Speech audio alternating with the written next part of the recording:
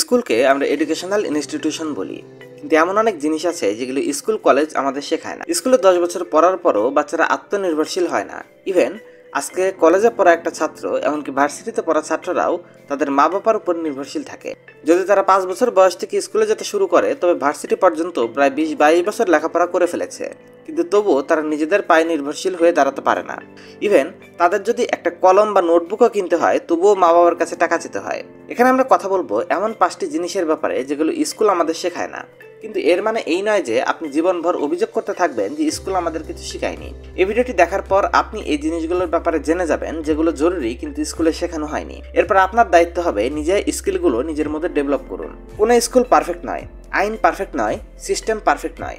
এগুলো যারা বানিয়েছে তারা নিজেরাও পারফেক্ট নয়। যদি আপনি এদের পারফেক্ট হওয়ার অপেক্ষা করেন আর আপনি সারা জীবনভর অপেক্ষা করতে থাকেন, তবে আপনার লাইফ পার হয়ে যাবে। আসুন দেখি ওই 5টি বিষয় যা স্কুল আমাদের শেখায় না। Number 1, teamwork.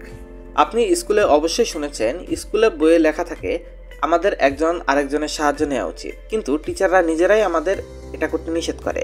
এটা একদিক দিয়ে সত্যকে দেখায়। এই কথাটা তো সত্য, আপনি একা সবকিছু করতে পারবেন না, আর একটা সময় এমন আসবে যখন আপনার অন্যদের সাথে কাজ করতেই হবে। আজকে কোম্পানিগুলো টিমওয়ার্কের প্রয়োজনীয়তা বুঝতে পারছে, কিন্তু স্কুল আমাদের একজন আরেকজনের সাথে কথা বলতেও মানা করে। আমাদের বলা হয় প্রজেক্ট নিজে কমপ্লিট করো, হোমওয়ার্ক নিজে কমপ্লিট করো, কারোর সাথে কথা বলবে না।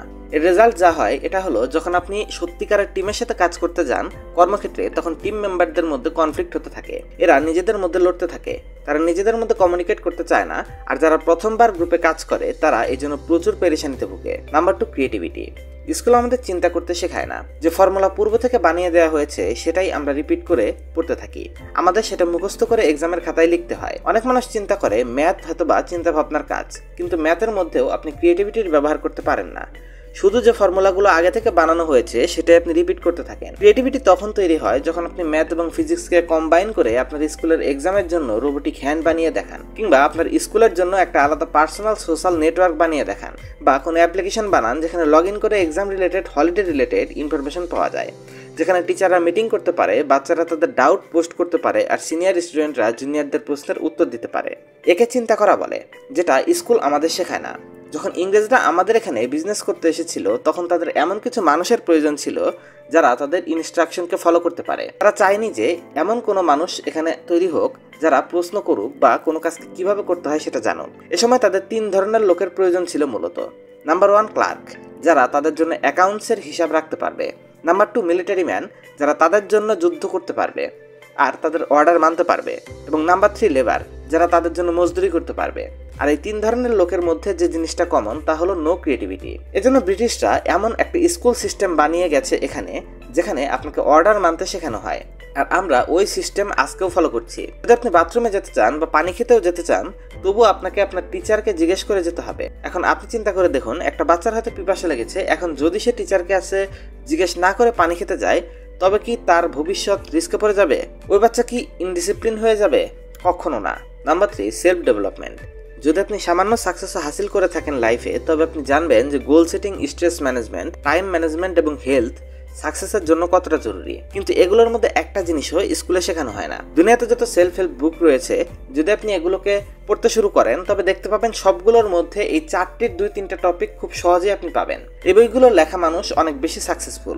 স্কুলে আপনাকে শেখানো হবে time and tide, wait for none, কিন্তু আপনাকে এটা বলা হবে না আজকের দিনে যেখানে সবখানে ডিস্ট্রাকশন রয়েছে সেখানে কিভাবে সময়কে ম্যানেজ করবেন। স্কুলে আপনাকে বলা হবে চিন্তা মানুষকে ধ্বংস করে দেয়, কিন্তু আপনাকে এটা শেখানো হবে না এই স্ট্রেসকে কিভাবে ম্যানেজ করতে হয়। মেডিটেশনের উপর না জানি কতগুলো বই লেখা আছে, কিন্তু যখন স্ট্রেস ম্যানেজমেন্টের কথা আসে, 80% সময়ই এর সমাধান হিসাবে মেডিটেশন, প্রেয়ার এবং মাইন্ডফুলনেসকে বলা হয়। কিন্তু স্কুলে এই ব্যাপারে আমাদের কিছুই পড়ানো হয় না। স্কুল এমন একটা জিনিস যার দ্বারা 2-4 বছরের বাচ্চারাও পরিচিত।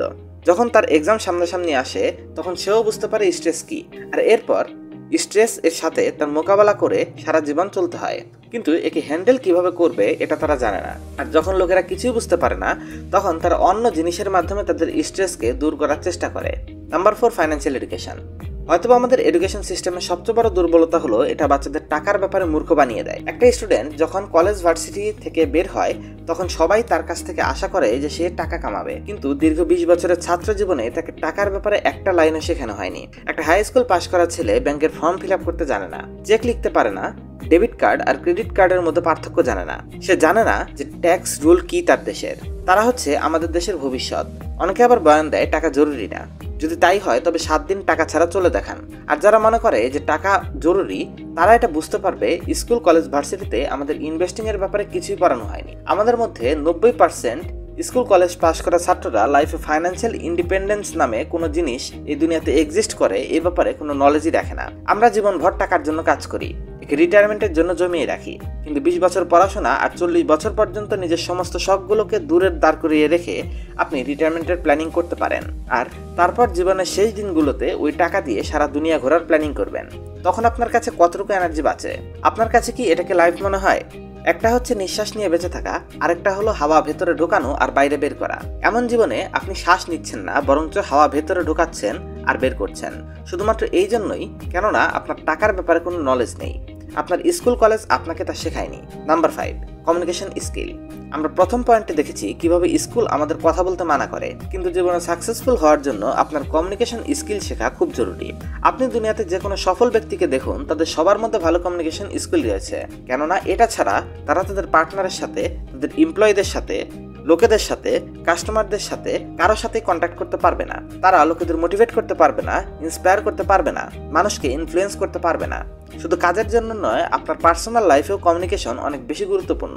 আপনার নিজের এমন কোনো বন্ধুর কথা কি মনে আছে যে বহুবার কথা বলতো আপনার চ্যাট লিস্টে, এবং সে আপনার চ্যাট লিস্টে সবার উপরে থাকতো? সে এখন আপনার বন্ধু নেই। এখন আপনি নিজেকে জিজ্ঞেস করুন কি কারণে এমনটা হলো, কেন সে এখন আপনার বন্ধু নেই?